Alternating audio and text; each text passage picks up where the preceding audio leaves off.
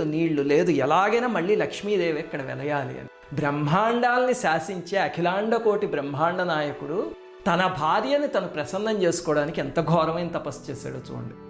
దాంతో దేవతలు మునులు అందరూ పద్మసరోవరం చుట్టూ చేరిపోయారు, ఆకాశంలో చేరిపోయారు. చేరిపోయి అమ్మా నువ్వు రా తల్లి, నువ్వు రా తల్లి అనే ప్రార్థనల్ని తీవ్రతరం చేశారు. అలాగా 12 సంవత్సరాలైంది. అప్పుడు 12వ సంవత్సరం కార్తీక మాసం పంచమి రోజు వచ్చింది. ఆకాశవాణి చెప్పింది కదా ఆ రోజు లక్ష్మీదేవి ఆవిర్భవిస్తుంది అని. స్వామి అలా కళ్ళు మూసుకుని తపస్సు చేసేస్తున్నాడు. వీళ్ళందరికీ ఆతృత, అమ్మవారు వస్తుందా లేదా, అమ్మవారు వస్తుందా లేదా అని ఆతృత పడిపోతున్నారు పిల్లల్లాగా.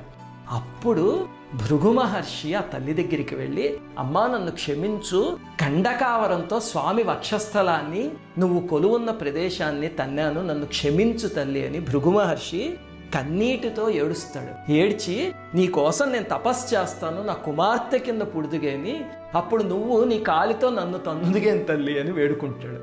అప్పుడు అమ్మవారు ప్రసన్నమయ్యి కార్తీక శుక్ల పంచమి రోజు శుద్ధ సత్వ స్వరూపంతో అక్కడున్న పద్మ సరోవరంలో మధ్యలో ఉన్న కమలంలో ఆ తల్లి ఆవిర్భవించింది. ఒంటి నిండా తళతళలాడిపోయే నగలు, దేదీప్యమానమైన ముఖం, తెల్లటి బట్టలు, దిగ్గజాలు అభిషేకం చేసేస్తున్నాయి ఆకాశగంగా జలాలతో. 16 సంవత్సరాల ఆడపిల్లలాగా తల్లి ఎక్కడ ఆవిర్భవించింది. అప్పుడు స్వామి కళ్ళు తెరిచారు. ఆకాశంలోంచి పుష్పవృష్టి కురిసింది. కురిసేసరికి స్వామి వచ్చి సంతోషంతో అమ్మవారిని ఆలింగనం చేసుకుని తన మెళ్ళలో మాల తీసి అమ్మవారికి వేశారు. ఇంక అమ్మా నాన్న కలిశారు కదా, జగత్ కళ్యాణం, దేవతలందరూ పొంగిపోయి